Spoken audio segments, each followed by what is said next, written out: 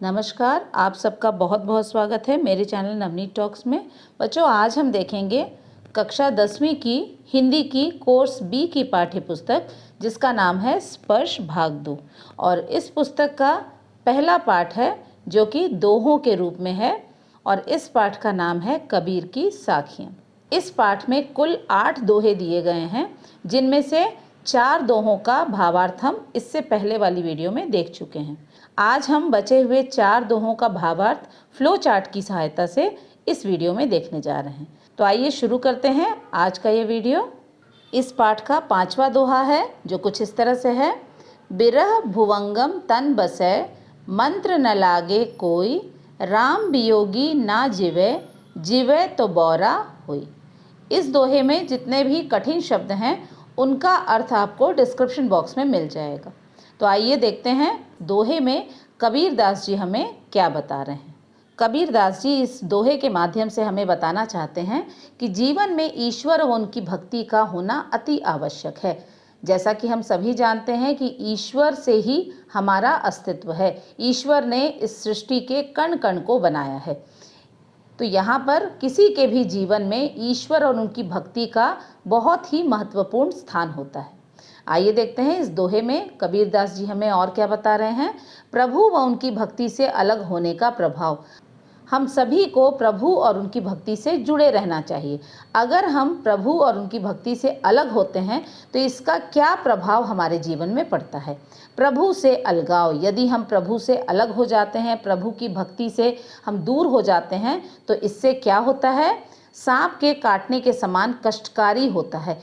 ये जो अलगाव है, प्रभु से यदि हम अपने आप को दूर कर लेते हैं, प्रभु की भक्ति से यदि हम अपने आप को दूर कर लेते हैं तो ये हमारे लिए बहुत ही कष्टदायक होता है। और ये कष्ट किसके समान होता है, जिस तरह से हमारे शरीर में यदि कोई सर्प लिपटा हुआ हो तो वो हमें बार बार कष्ट पहुंचाएगा, बार बार हमें डसेगा और जिससे हमें कष्ट पहुंचेगा।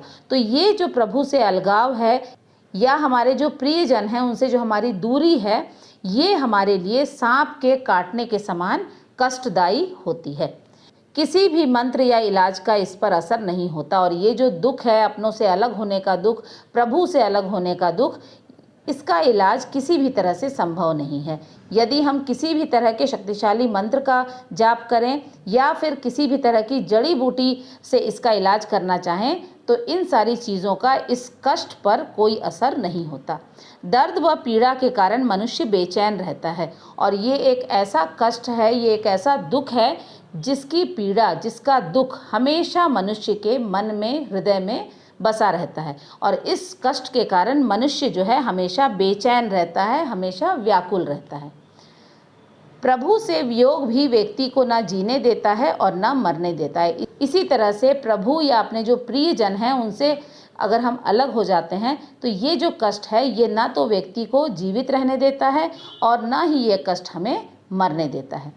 लेकिन इसके साथ ही जीवित रहने पर भी मनुष्य की हालत पागलों जैसी हो जाती है। ये जो कष्ट जो मनुष्य के हृदय में बस जाता है, ये जो दुख मनुष्य के हृदय में बस जाता है, इससे मनुष्य की हालत जो है वो पागलों जैसी हो जाती है। अर्थात मनुष्य ना तो अपना भला सोच पाता है और ना ही किसी और का भला सोच पाता है। उसके सोचने समझने की शक्ति जो है वो खत्म हो जाती है। ईश्वर व उनकी भक्ति के बिना सामान्य जीवन जीना संभव नहीं है। हर एक मनुष्य के जीवन में ईश्वर और उनकी भक्ति का बहुत अधिक प्रभाव होता है। यदि हमें एक सामान्य जीवन जीना है, यदि हमें सुख और शांति से अपना जीवन व्यतीत करना है तो हमेशा हमें ईश्वर और उनकी भक्ति के मार्ग पर चलना चाहिए, क्योंकि ईश्वर से मनुष्य का अटूट नाता है। ये हम सभी जानते हैं कि ईश्वर के कारण ही हमारा इस धरती पर अस्तित्व बना हुआ है। सृष्टि की हर एक चीज़ जो है वो ईश्वर के द्वारा ही बनाई गई है। इसीलिए मनुष्य का ईश्वर से अटूट रिश्ता माना जाता है। इसीलिए मनुष्य का ये धर्म है कि वो अपने जीवन में ईश्वर व उनकी भक्ति से जुड़ा रहे। तो आइए देखते हैं अगला दोहा। इस पाठ का जो अगला दोहा है वो कुछ इस तरह से है। निंदक नेड़ा राखिए, आंगनी कुटी बंधाई, बिन साबण पानी बिना, निर्मल करे सुभाई। इस दोहे में भी आने वाले सभी कठिन शब्दों का अर्थ आपको डिस्क्रिप्शन बॉक्स में मिल जाएगा। आइए देखते हैं फ्लो चार्ट की सहायता से इस दोहे का अर्थ। इस दोहे के माध्यम से कबीरदास जी हमें यह कह रहे हैं कि निंदक हमारे अवगुणों को दूर करने में सहायक होते हैं।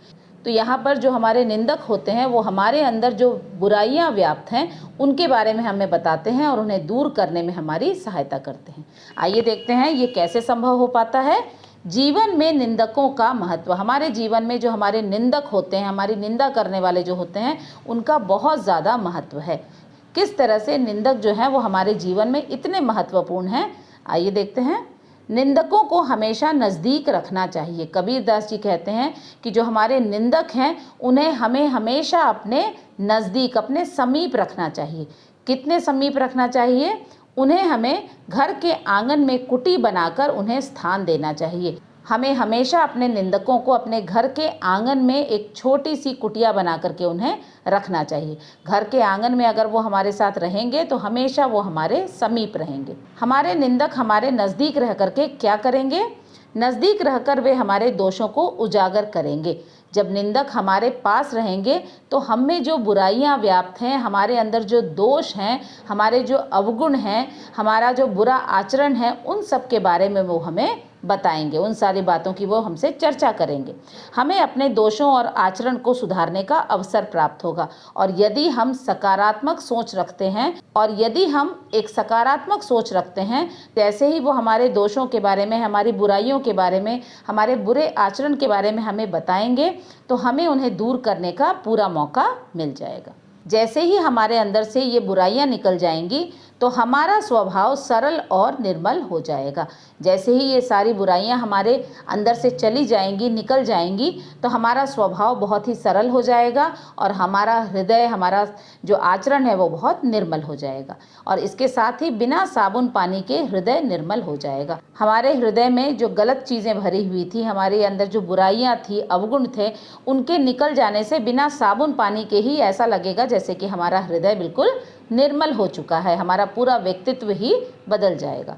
हम और बेहतर इंसान बन पाएंगे। हमारे अंदर से बुराइयां जैसे ही निकलेंगी तो ये बिल्कुल सत्य है कि हम और अधिक बेहतर इंसान बन जाएंगे। और जब हम बेहतर इंसान बन जाएंगे तो हमें सभी का प्यार, सम्मान और जीवन में सफलता मिलेगी।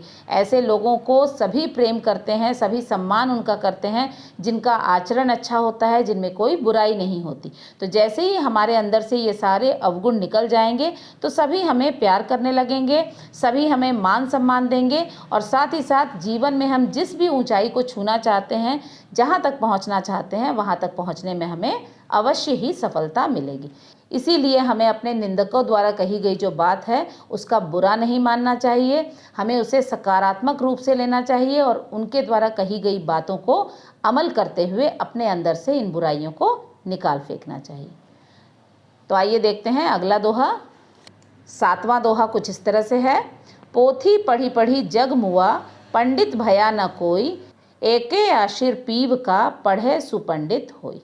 आइए देखते हैं फ्लो चार्ट की मदद से इस दोहे का अर्थ।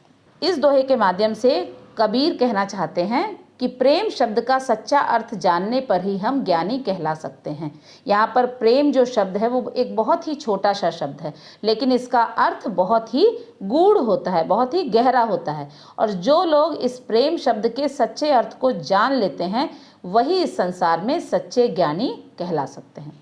तो आइए देखते हैं प्रेम शब्द के बारे में और क्या बताया है कबीरदास जी ने। प्रेम का महत्व, प्रेम का हमारे जीवन में बहुत महत्व होता है। ईश्वर के द्वारा बनाई गई इस सृष्टि में हम सभी को एक दूसरे से प्रेम करना चाहिए। प्रेम को बहुत ही महत्वपूर्ण माना गया है। इसके संबंध में कबीरदास जी कहते हैं कि मनुष्य मोटे मोटे ग्रंथ और पोथियां पढ़ता रहता है।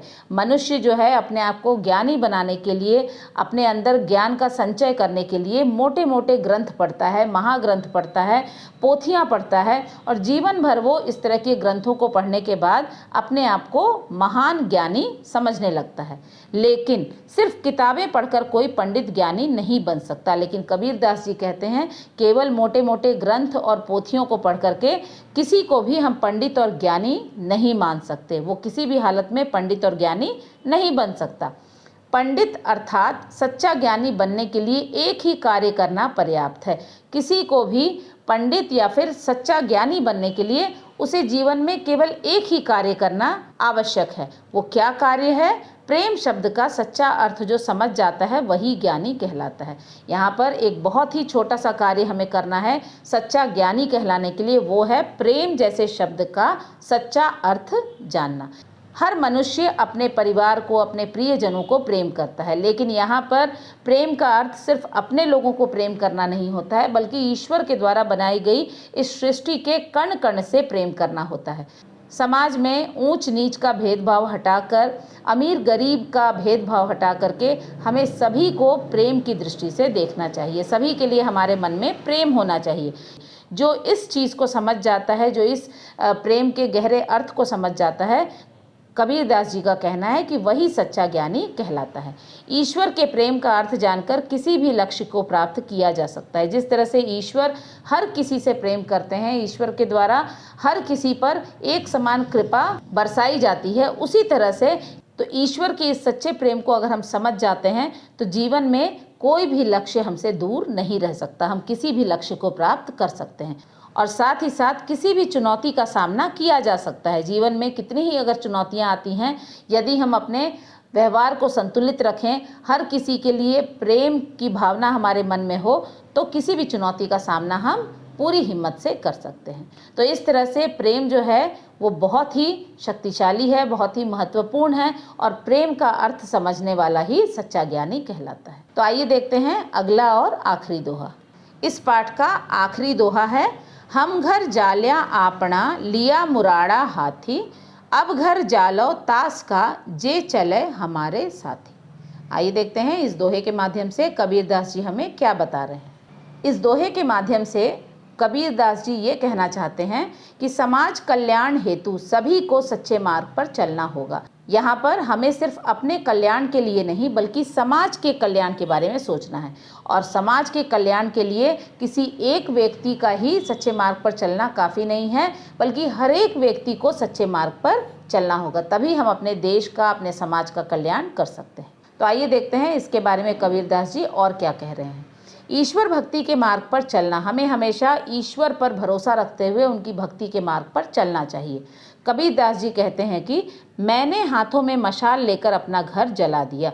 यहाँ पर कबीरदास जी कह रहे हैं कि मेरे हाथों में एक जलती हुई मशाल है और इस मशाल से मैंने अपने घर को जलाकर राख कर दिया। इस दोहे में घर और मशाल जो है इसका बहुत ही गहरा अर्थ है और इसकी तुलना, घर की तुलना सांसारिक मोह माया से की गई है, मशाल की तुलना हमारे ज्ञान से की गई है। आइए देखते हैं आगे। अर्थात स्वयं को सांसारिक मोह माया से मुक्त कर लिया। हर मनुष्य अपने लिए बहुत ही सुविधाजनक, आरामदायक घर बनाना चाहता है। ऐसा घर जिसमें कि संसार की हर सुख सुविधा मौजूद हो और वो अपना जीवन बहुत ही आरामदायक तरीके से बिता सके। तो कबीर कह रहे हैं कि ये जो सांसारिक मोह माया रूपी घर है, घर की तुलना यहाँ पर सांसारिक मोह माया से की गई है। कबीर कह रहे हैं कि मैंने समाज सेवा करने के लिए, समाज के कल्याण के लिए मैंने अपने सांसारिक मोह माया रूपी घर को स्वयं ही जला करके राख कर दिया है और इसके साथ ही मैंने अपने आप को इन सारी चीज़ों से मुक्त कर लिया है। यहाँ पर इनके हाथ में जो मशाल है वो ज्ञान का प्रतीक है। आगे है, ईश्वर की भक्ति में लीन हो गया और जैसे ही मैंने अपने आप को सांसारिक मोह माया से अलग किया, मेरा पूरा ध्यान ईश्वर की भक्ति में चला गया और मैं ईश्वर की भक्ति में बिल्कुल पूरी तरह से डूब गया हूँ। भक्ति व कल्याण के मार्ग पर चलने लगा और मेरा पूरा जीवन भक्ति और कल्याण के लिए समर्पित हो गया और मैं इसी मार्ग पर चल पड़ा हूँ। अब मैं इस मशाल से उनका घर भी जला दूंगा। लेकिन जैसा कबीरदास जी ने कहा है, यदि हमें समाज का कल्याण करना है तो किसी एक के सच्चे मार्ग पर चलने से ये काम संभव नहीं है। समाज के कल्याण के लिए हम सभी को सच्चाई के मार्ग पर चलना होगा, अर्थात ईश्वर भक्ति के मार्ग पर चलना होगा। और इसी कारण अब मैं इसी मशाल से उनका घर भी जला दूंगा। उनका मतलब दूसरों का, जो दूसरे लोग इस सांसारिक मोह माया में फंसे हुए हैं। मेरे हाथ में मशाल है, अर्थात मुझे ये ज्ञान प्राप्त हो चुका है कि सांसारिक मोह माया से दूर रहने के बाद ही हम समाज के कल्याण की बात सोच सकते हैं। और इसी मार्ग पर चलाने के लिए मैं दूसरे जो लोग हैं उनका घर भी जला दूंगा, अर्थात उन्हें भी सांसारिक मोह माया से दूर करूंगा, जो मेरे साथ भक्ति और समाज कल्याण के मार्ग पर चलना चाहते हैं। बहुत सारे ऐसे लोग हैं जो इस भक्ति के मार्ग पर चलना चाहते हैं, समाज कल्याण का कार्य करना चाहते हैं, लेकिन उन्हें सही रास्ता नहीं मिल रहा। तो मैं ऐसे लोगों की मदद करूंगा, उन्हें भी इस भक्ति के मार्ग पर या समाज कल्याण के मार्ग पर चलाने में पूरी तरह से उनकी सहायता करूंगा। उन्हें भी बुराइयों और मोह माया से मुक्त कर दूंगा, और जो उनके जीवन में, उनके विचारों में जो बुराइयां व्याप्त हैं, इस मशाल रूपी ज्ञान से मैं उन्हें भी सांसारिक मोह माया से दूर करूंगा, और साथ ही साथ उनके अंदर जो बुराइयां व्याप्त हैं उन्हें भी दूर करने में उनकी सहायता करूंगा। समाज में व्याप्त बुराइयों को दूर करने के लिए हम सभी को हाथों में ज्ञान रूपी मशाल लेकर उन्हें जलाना होगा। समाज में बहुत तरह की बुराइयां व्याप्त हैं, इन्हें दूर करने के लिए हर किसी के हाथ में ज्ञान रूपी मशाल का होना बहुत ज़रूरी है। हर किसी के हाथ में जब ये ज्ञान रूपी मशाल होगी तो हर कोई समाज में व्याप्त इन बुराइयों को जलाकर राख कर देगा, और इसी के कारण समाज का कल्याण होगा और हम सभी सच्चे मार्ग पर चल पाएंगे। तो इस तरह से समाज कल्याण के लिए हम सभी को मिलकर कार्य करना होगा। इस पाठ के सभी दोहों का अर्थ हमने फ्लो चार्ट की सहायता से देखा है। इस पाठ में बहुत सारे महत्वपूर्ण प्रश्न भी हैं जो आपको पढ़ने चाहिए। ये सभी प्रश्न आपको आने वाली वीडियो में ज़रूर मिलेंगे। तब तक के लिए अपना ध्यान रखें। धन्यवाद।